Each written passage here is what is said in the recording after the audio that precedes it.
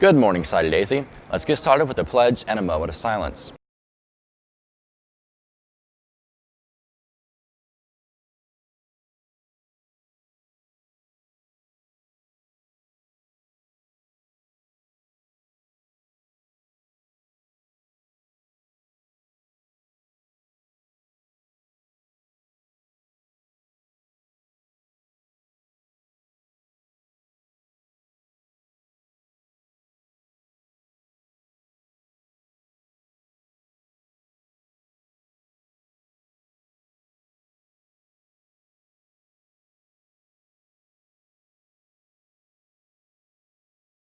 Students, if you would like a free Chattanooga Public Library card, please see Ms. Mockle in the Media Center as soon as possible. Remember, all library books need to be returned ASAP. This summer, the entire student body will be reading the book Tuesdays with Maury. It'll be on sale in the Commons for $12 starting Thursday and can be purchased in stores for $15 or on Amazon for $7.89 plus shipping. Next year, there will be a new club here at SDHS. The Valor Club, a gay-straight alliance, will be holding an interest meeting Friday, May 17th during 3rd Block in room 404. The meeting will start at 10:15. Report to 3rd Block for attendance before coming to the meeting. Even after the steep losses on Wall Street, President Trump says he's happy with how his trade war is playing out with China. The president shrugged off China's retaliatory tariffs, even as some of his aides acknowledged there could be pain for American consumers. Here's CNN's Jim Acosta.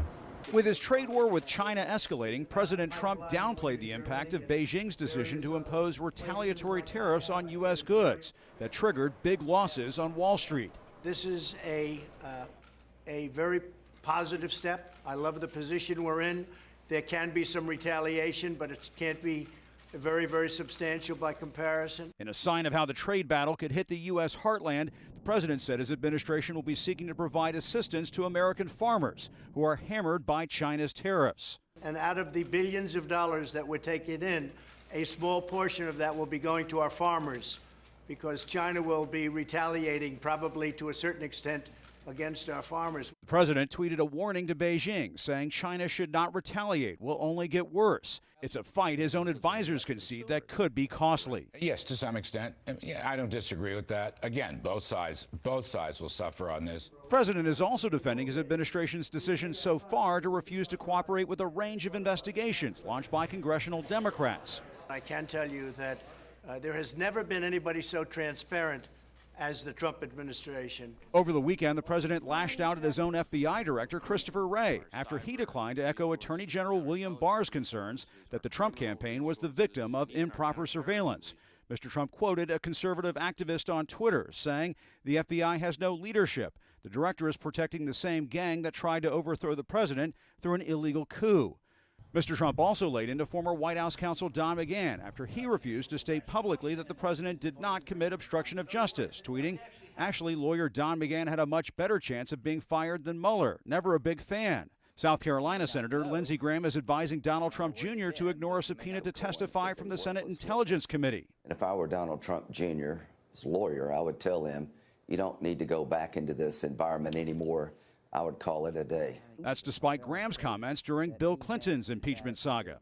The day Richard Nixon failed to answer that subpoena is the day that he was subject to impeachment because he took the power from Congress over the impeachment process away from Congress, and he became the judge and jury. The president raised eyebrows when he praised Hungary's far-right leader, Viktor Orban, as he welcomed the prime minister to the Oval Office. People have a lot of respect for this prime minister. You look at some of the problems that they have in Europe that are tremendous because they've done it a different way than the prime minister. It was another example of Mr. Trump embracing a foreign leader who has bashed immigrants and eroded democratic freedoms. Respected all over Europe. Probably, like me, a little bit controversial, but that's okay. That's okay. You've done a good job, and you've kept your country safe. The president used the occasion to issue another warning to Iran. I'm hearing little stories about Iran. If they do anything, they will suffer greatly.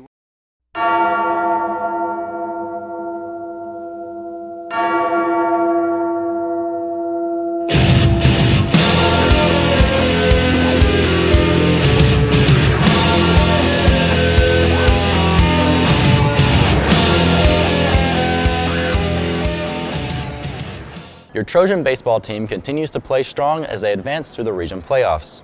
Aaron Couch led the team in hitting with 4 hits against Warren County.